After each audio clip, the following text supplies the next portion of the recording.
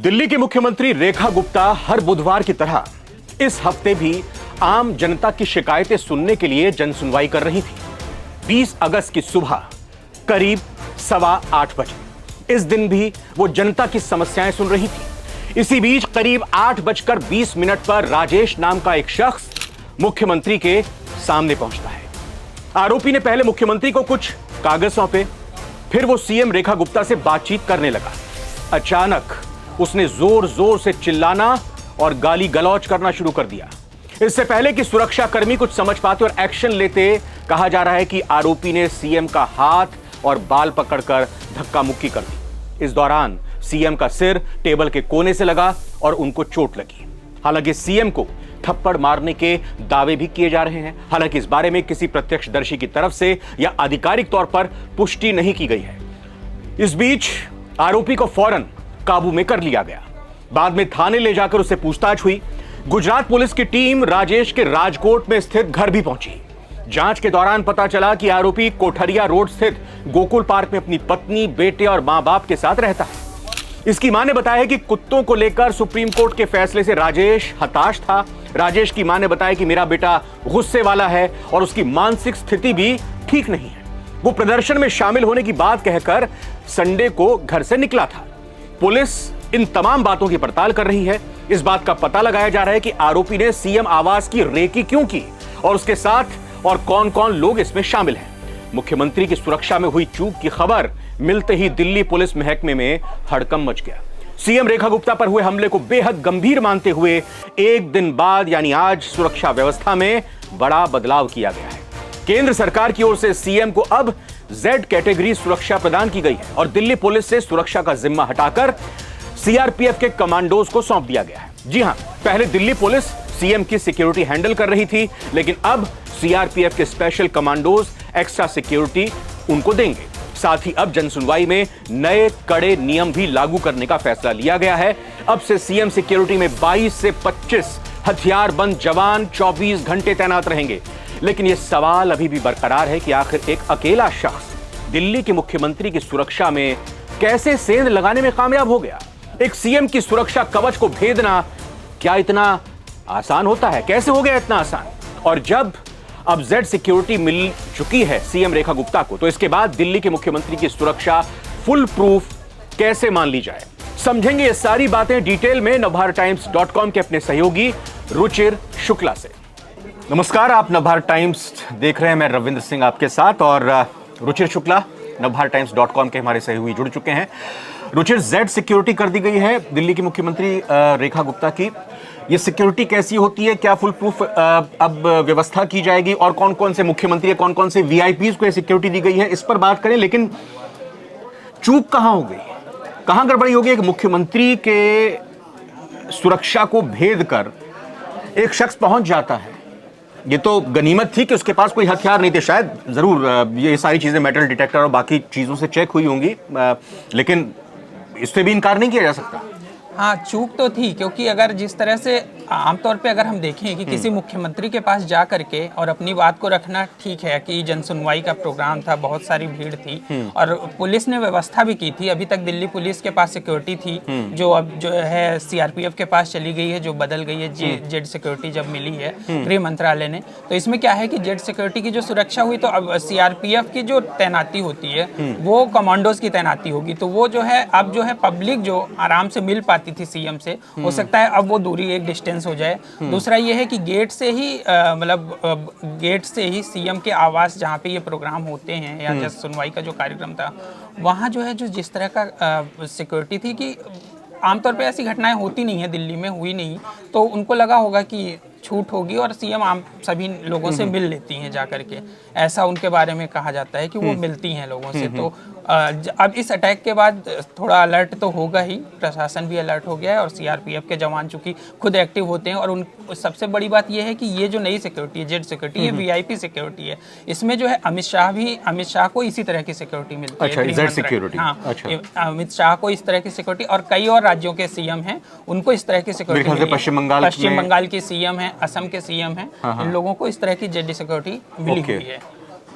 नहीं तो ये हम समझना चाहेंगे कि मुख्यमंत्री जनसुनवाई कर रही थी, एक शख्स आता है हाथ में कागज लेकर, दरख्वास्त और अर्जी लेकर समस्या बताने का वो ढोंग रचता है, लेकिन अचानक वो मिस हैंडल करने लगता है और वहां पर कितनी दूर अभी तक की सुरक्षा व्यवस्था के हिसाब से दिल्ली पुलिस के ये सुरक्षाकर्मी होते थे मुख्यमंत्री से, और कुल कितनी संख्या इनकी रहती होगी?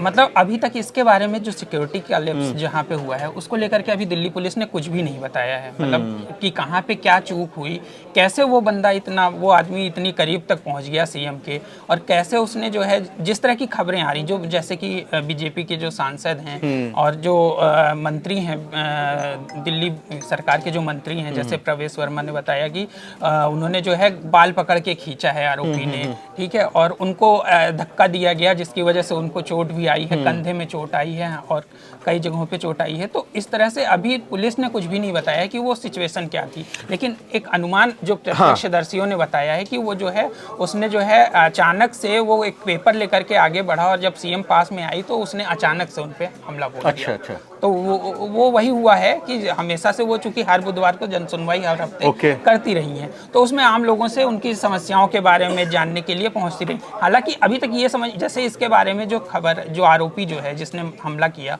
उसके बारे में ये कहा जा रहा है, उसकी मां ने बताया कि वो डॉग लवर है और वो उसकी, लेकिन अभी कई तरह पुलिस ने इससे इनकार किया है, क्योंकि अगर इस तरह का कुछ होता तो वो जो पेपर लेकर के आया था उसमें इस बात का जिक्र होता। पुलिस के सूत्रों का यह कहना है कि ऐसा कुछ नहीं है, कि वो पशु प्रेमी था और उस तरह का। रुचि, ये देखिए, अगर मेरे या आपसे मिलने के लिए हमारे ऑफिस में कोई आता है सिक्योरिटी गेट पर, वहां पर जो हमारे सिक्योरिटी पर्सन्स हैं वो उनको बताएगा कि मुझे रुचिर से या रविंद्र से मिलना है, उसके बाद फिर वहां से फोन कॉल किया जाएगा, वो कंफर्म करेंगे कि भाई रविंद्र जी या रुचिर जी आपसे मिलने के लिए फलां शख्स आए हैं, तभी वो एंटर हो सकता है। जी। भाई हमने किसी भी पर्पस के लिए किसी व्यक्ति को बुलाया है तो हम उसको कंफर्म करेंगे कि हाँ भाई इनको भेज दीजिए। अगर हमें पता होगा कोई ऐसे अचानक आ गया तो हम मना कर देंगे कि हमसे मिलने के लिए नहीं आया।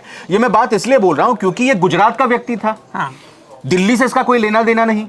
अब दिल्ली की मुख्यमंत्री हैं, दिल्ली की जनसुनवाई कर रही है, दिल्ली की समस्याओं को लेकर बातचीत कर रही है। अब ये शख्स आता है, मतलब इसकी आइडेंटिटी नहीं पहचानी, इसकी क्या शिकायत है वो नहीं देखा गया, मतलब ये सिस्टम किस तरह का बनाया हुआ था?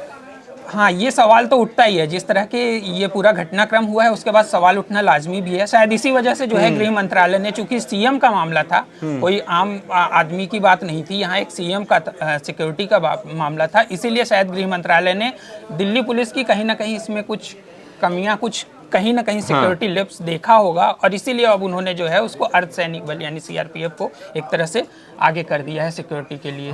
तो ये मामला कहीं ना कहीं कुछ तो लैप्स था, क्योंकि जिस तरह से अब जैसे अभी इन्होंने फैसले जो लिए हैं कि अब जो है आधार के थ्रू, आधार देख करके ही अब उनको जो है परमिशन किया जाएगा। मतलब जिसको भी अब जनसुनवाई में जाना है या फिर मुख्यमंत्री से मुलाकात करनी है, उसका परिचय पत्र देखा जाएगा, उसकी आइडेंटिटी कार्ड देखी जाएगी, ये देखा जाएगा कि वो दिल्ली का है नहीं है, दिल्ली के बाहर का भी अगर होता है तो उसकी समस्या क्या है, वो मिलना क्यों चाहता है, ये समझना चाहिए। बिल्कुल। अब ये सारी चीजें, लेकिन वही है कि जब घटना हो गई उसके बाद हम लोगों ने ये कदम उठाए हैं, मतलब प्रशासन, सरकार ने ये फैसला लिया है। लेकिन सवाल वहीं पे है कि दिल्ली पुलिस या फिर जो भी उनकी सिक्योरिटी अरेंजमेंट थी सीएम की, वो कहीं ना कहीं चूक हुई है, और ये बड़ी चूक है। अब ये सीआरपीएफ का जो घेरा रहेगा, 22 से 25 कमांडोज, लगातार 24 घंटे निगरानी रहेगी, जहां भी मुख्यमंत्री जाएंगी उनके साथ रहेंगे, और उनके आवास पर भी, गेट पर, तमाम जो उनकी बाउंड्रीज हैं वहां पर इनकी तैनाती रहेगी। थोड़ा इस बारे में और बताइए, किस किस तरह के वेपन्स इनके पास रहेंगे जो सिक्योरिटी में तैनात रहेंगे? इसके बारे में जो अभी अगर गृह मंत्रालय की ये जो मतलब Z+ सिक्योरिटी है, इसके बारे में अगर हम बात करें तो इसमें 22 से 25 जवान रहेंगे, कमांडोज रहेंगे जो कि आर्म्ड कमांडोज हैं। इसके अलावा जो है एसपीओज भी होंगे, जो सीएम की स्पेशल प्रोटेक्शन ऑफिसर्स जो होंगे, वो लोग अलग से तैनात। ये भी सीआरपीएफ के ही होंगे? ये सीआरपीएफ के भी हो सकते हैं, दिल्ली पुलिस भी। अच्छा, मतलब एक घेरा दिल्ली पुलिस का भी रहेगा? दिल्ली पुलिस के भी कुछ अधिकारी रहेंगे, वो भी इसमें हेल्प करेंगे। लेकिन अभी जो है पूरी तरह से ये सिक्योरिटी अभी सीआरपीएफ के हाथ में रहेगी। अब वो डिसाइड करेंगे जो जवान रहेंगे उनकी क्या लेवल होगा, कितने उनके साथ चलेंगे, कितने वहाँ पे सिक्योरिटी, मतलब आवास पे या उनके ऑफिस में कहाँ कैसे तैनाती होगी। लेकिन एक पक्ष एक ये भी है कि लोकतंत्र में इस तरह की घटनाओं को कतई बर्दाश्त नहीं किया जा सकता। इसकी जितनी निंदा की जाए उतनी ही कम है। इससे पहले भी पूर्व मुख्यमंत्री अरविंद केजरीवाल के साथ भी 2-3 अवसर ऐसे आए थे जहां पर उनके साथ भी बदसलूकी की गई थी। तो लोगों को भी समझना चाहिए कि ऐसा करके वो क्या हासिल करना चाहते हैं, ऐसा करके वो क्या साबित करना चाहते हैं। लाइमलाइट में आना चाह रहे हैं, अपनी बात मनवाना चाह रहे हैं, अपनी बात को हाईलाइट करना चाह रहे हैं, समझ से परे। आई थिंक जो ये वाला मामला है, इसमें तो जो पुलिस ने अभी तक के बयान जारी किए हैं उसमें पुलिस का यही कहना है कि इसके ऑलरेडी जो आरोपी है, हमलावर जो है, उस पे 8 या 9 केस पहले से दर्ज हैं, उसके ऊपर क्राइम केसेस हैं, तो इसलिए वो पहले से ही एक आपराधिक किस्म का आदमी है।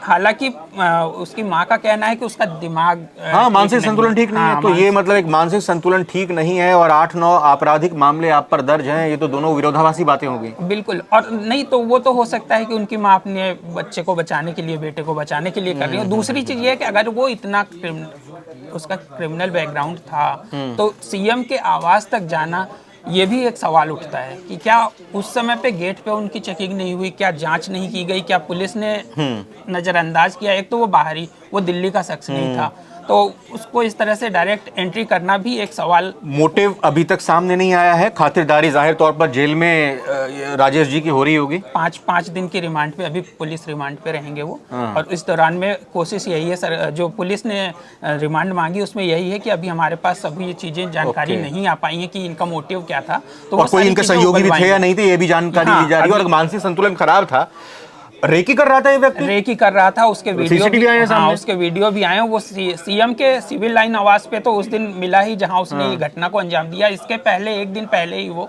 शालीमार बाग स्थित उनके सीएम आवास पे भी जा होके आया था, जो उनका अपना घर था, वहां पे भी होके आया था। यानी कि ये अचानक से आवेश में किया गया नहीं है, ये पूरी तरह से वेल प्लान्ड है। ये भी समझना जरूरी है कि इसके पीछे मोटिव क्या था।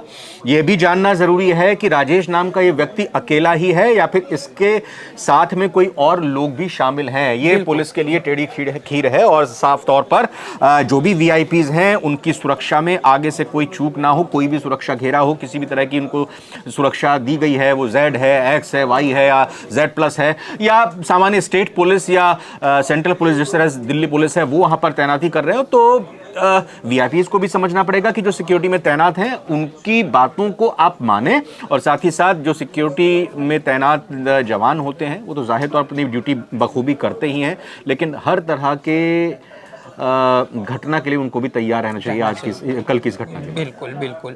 और अभी ये भी एक अच्छी बात है कि हमारी सीएम, मतलब दिल्ली की सीएम ठीक हैं। आज उनकी तस्वीर भी सामने आई है और उसमें जो है वो बीजेपी सांसदों से मिली हैं और सभी सांसदों ने बताया, चोट लगी थी, टेबल लगी थी उनके सर पर। हाँ, मतलब अभी उस तरह का कुछ कंफर्म नहीं है, लेकिन ये बताया गया था कल जो जानकारी दी गई चोट लगी थी। लेकिन आज वो बीजेपी सांसदों के साथ, बीजेपी के 7 सांसदों के साथ उन्होंने मीटिंग की और इसमें वो जो है ठीक नजर आ रही है। शुक्रिया रुचिर, मैं बहुत बहुत धन्यवाद करना चाहूंगा कि आपने व्यूअर्स के साथ ये जानकारी शेयर की कि किस तरह से अब सिक्योरिटी बढ़ा दी गई है, कहां कहां चूक हुई और फिलहाल अभी क्या स्थिति है और इस घटना के बाद क्या क्या हुआ है और आगे क्या होने जा रहा है।